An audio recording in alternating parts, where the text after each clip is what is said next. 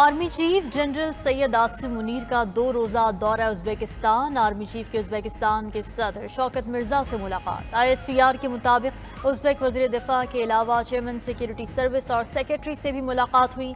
Army chief ने बाहमी तरबियती ताउन और खुफिया मालूमात के तबादले में वुसअत पर जोर दिया।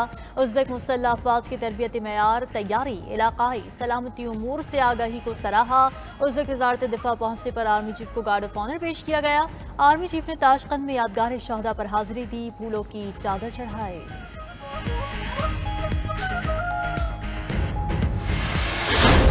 फौज अपनी हुदूद से मामूली सा भी तजावुज नहीं कर रही। निगरान वजीर आजम अनवारुल हक काकड़ की गैर मुल्की मीडिया से गुफ्तगू, बोले अब तक ऐसा नहीं लगा हुकूमत को डिक्टेट किया जा रहा है। फौज हुकूमत को हर उस मामले पर इनपुट देती है जो मांगते हैं। सिक्योरिटी और मौशी मामलात पर मिलकर काम कर रहे हैं। चेयरलिफ्ट मामले पर रेस्क्यू करने का फैसला उनका था। उन्होंने सिविल मिलिट्री की बहस से हटकर बच्चों को बचाना जरूरी समझा। हमारी इदारा जाती सर्विस डिलीवरी की सलाहियत कम है। अगर कोई चाहता है फौज से मदद ना ली जाए तो इदारों की कारकर्दगी बेहतर बनाना होगी। बेहतरी नहीं ला सकते तो कई सदियों तक फौज से मदद लेना पड़ेगी। मजीद कहा कि इलेक्शन का टाइम फ्रेम देना हुकूमत का काम नहीं।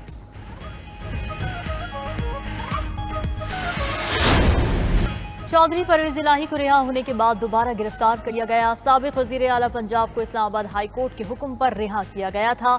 इस्लामाबाद पुलिस लाइन से रिहाई के वक्त परवेज इलाही के वकील अब्दुल रज़ाक भी साथ थे।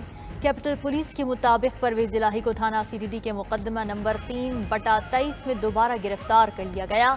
SHO थाना रमना की मुद्दत में मुकदमा में दहशतगर्दी समेत 11 दफात शामिल। परवेज इलाही के 18 मार्च के जुडिशल कॉम्प्लेक्स हमला केस में गिरफ्तारी डाली गई।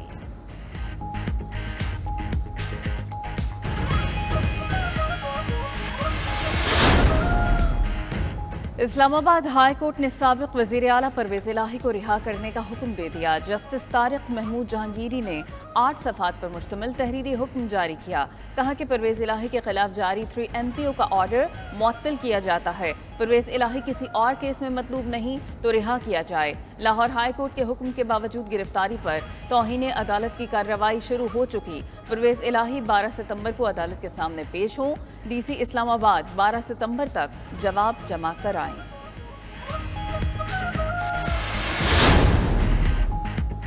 लाहौर हाईकोर्ट का चौधरी परवेज इलाही को आज पेश करने का हुक्म। परवेज इलाही को हब्स से बेजा में रखने के खिलाफ दरखास्त पर समाअत हुई।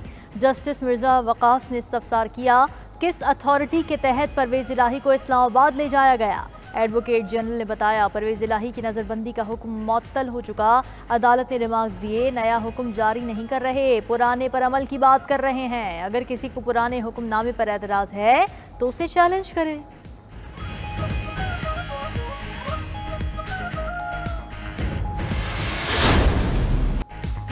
नैब तरामीम केस शॉर्ट और स्वीट फैसला आएगा। सुप्रीम कोर्ट ने नैब तरामीम के खिलाफ चेयरमैन PTI की दरखास्त पर फैसला महफूज कर लिया। चीफ जस्टिस उमर इत्ता बंदयाल का केस का फैसला अपनी रिटायरमेंट से कबल ही सुनाने का ऐलान। रिमार्क्स दिए, तरामीम के बाद नैब का बहुत सा काम खत्म होगा।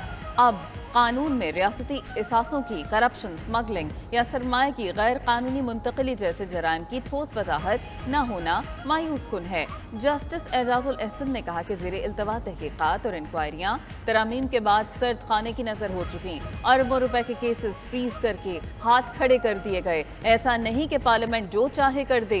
जस्टिस मंसूर ने रिमार्क्स दिए, ऐसा नहीं है कि नैब से मुकदमात खत्म होकर मुल्ज़िम घर चले जाएं। आला अदलिया के जजेस को नैब कानून में इस्तिस्ना नहीं। मुस्लिम लीग नून के कायद नवाज शरीफ का मीडिया से राब्ता रखने का अज़्म। लंदन में सहाफ़ी के सवाल पर बोले, मीडिया से राब्ता नहीं रखना तो फिर किसके साथ रखना है। मीडिया नून लीग से राब्ता रखे ना रखे, वो ज़रूर रखेंगे। साबिक़ वज़ीर आज़म नवाज शरीफ ने लंदन में बच्चियों से मुलाकात की और उनका अहवाल पूछते रहे। बच्चियों ने कहा वो नवाज शरीफ से बहुत मोहब्बत करती हैं, उनके और मरीम नवाज के लिए दुआगो हैं।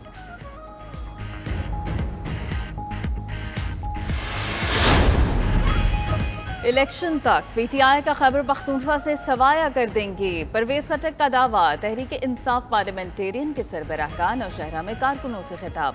बोले कि चेयरमैन पीटीआई कहते थे कि किसी के जाने से फर्क नहीं पड़ता, लेकिन वो बताना चाहते हैं कि उन्हें फर्क जरूर पड़ेगा। जिन लोगों की वजह से पीटीआई ने हुकूमत बनाई थी, आज वो तहरीक इंसाफ पार्लियामेंटेरियन में शामिल हैं।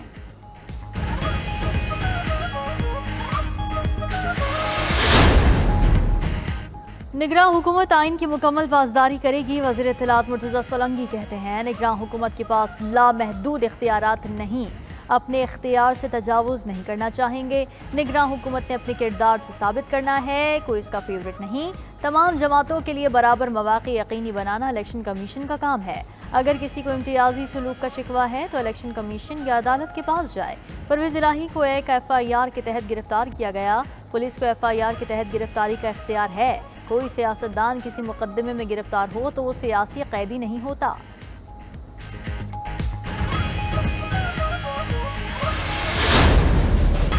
चीनी की कीमतों में इजाफे की वजह। लाहौर हाई कोर्ट के हुक्म में इम्तना है। चीनी की कीमतों में इजाफे पर खुफिया रिपोर्ट पंजाब हुकूमत को पेश। रिपोर्ट के मुताबिक चीनी पर हुक्म इम्तना ने कीमतों में इजाफे की राह हमवार कर दी। भत्ताखोरी के साथ मिलकर शुगर मिल्स और सट्टाबाजों के जरिए नाजायज मुनाफा कमाया जा रहा है। क्रशिंग सीजन के दौरान मुल्क में 7.73 मिलियन मीट्रिक टन चीनी पैदा हुई। पंजाब के ज़खायर मरबूत खित्ते की जरूरियात को पूरा करने के लिए काफी थे।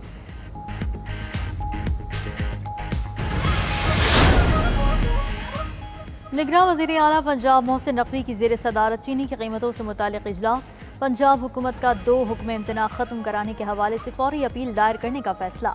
सेक्रेटरी खुराक ने बताया हुक्म इम्तना के बाद शुगर मिल्स का रिकॉर्ड नहीं हासिल कर रहे। चीनी की कीमतें कंट्रोल करने के लिए खैबर पख्तूनख्वा हुकूमत का भी इजलास। चीफ सेक्रेटरी ने कहा ज़ख़ीरा अंदोज़ी और स्मगलिंग के खिलाफ कार्रवाइयाँ जारी रहेंगी। स्मगल शुदा चीनी तहवील में लेकर सरकारी नर्ख पर मार्केट में फ़रोख्त की जाएगी।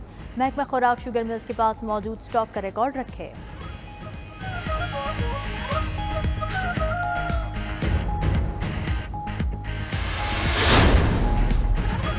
तमाम सियासतदानों और कारोबारी शख्सियात की शुगर मिल्स की मॉनिटरिंग शुरू। FBR ने तमाम शुगर मिल्स की सेल्स और स्टॉक का रिकॉर्ड मुरतब करने के लिए मॉनिटरिंग टीमें तैनात कर दी। FBR की टीमें शुगर मिल्स में गैर मुअय्यना मुद्दत तक मौजूद रहेंगी। FBR की टीमें सेल्स टैक्स चोरी रोकने के लिए डेटा मुरतब करेंगी। दूसरी जानिब वज़ीर आज़म की ज़ेर सदारत इजलास में स्मगलिंग की रोकथाम पर गौर। वज़ारत तिजारत ने वज़ीर आज़म को स्मगलिंग के सद्देबाब की हिकमत अमली से आगाह किया। कस्टम्स हुकाम को गैर मुनज़्ज़म सरहदी रास्तों पर निगरानी का निज़ाम कायम करने की हिदायत।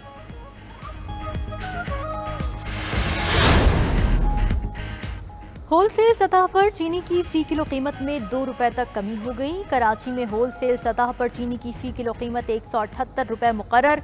एसोसिएशन के मुताबिक कराची में रिटेल सतह पर चीनी की कीमत 185 रुपए किलो है। होलसेल कीमत में कमी के साथ रिटेल कीमत में भी कमी का इम्कान है। कराची के बाज़ इलाकों में चीनी की 200 रुपए फ़ी किलो में फ़रोख्त जारी। सिंध के मुख्तलिफ अजला में चीनी 180 से 190 रुपए किलो तक दस्तयाब। कोयटा में फ़ी किलो चीनी 220 से 230 रुपए में फ़रोख्त होने लगी। पेशावर में भी चीनी 190 रुपए किलो मिलने लगी।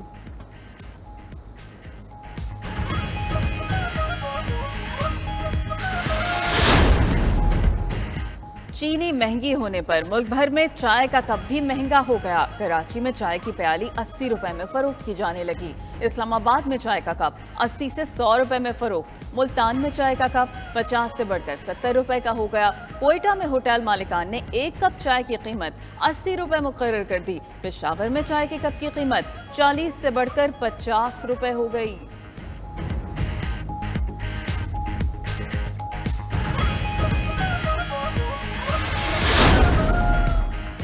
पीपल्स पार्टी के चेयरमैन बिलावल भुट्टो जरदारी से साबिक वज़ीर आला मुराद अली शाह की मुलाकात। सिंध की सियासी सूरत हाल पर बातचीत। मुराद अली शाह ने निगरान हुकूमत के तरक्याती फंड्स रोकने से पैदा अवामी मसाइल से आगाह किया। कहा अवामी रिलीफ के लिए पब्लिक ट्रांसपोर्ट को सब्सिडी दी थी जो निगरान हुकूमत ने रोक दी। महंगाई के पेश नज़र अस्पतालों के फंड्स भी बढ़ाए थे, वो भी निगरान हुकूमत ने रोक लिए।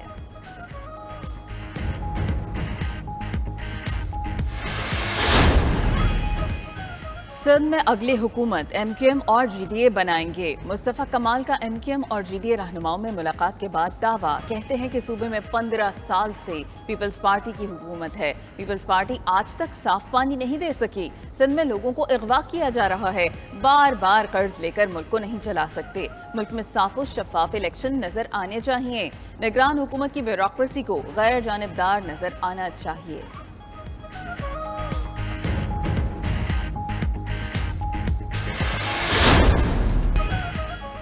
पाकिस्तान के कुदरती वसाइल को भरपूर इस्तेमाल करने के लिए मजीद इक़दामात की ज़रूरत है। निगरान वज़ीर आज़म अनवारुल हक काकड़ की पेट्रोलियम डिवीज़न से मुतालिक इजलास में गुफ्तगू।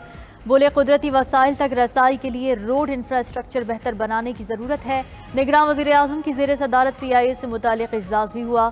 अनवारुल हक काकड़ ने इदारे की रिस्ट्रक्चरिंग का तफसीली प्लान मांग लिया। निगरान हुकूमत ने PIA की 23 अरब की माली इमदाद की दरख्वास्त मुस्तरद कर दी। बेल आउट पैकेज की जगह कमर्शियल बैंक से कर्ज लेने की तजवीज़ दे दी।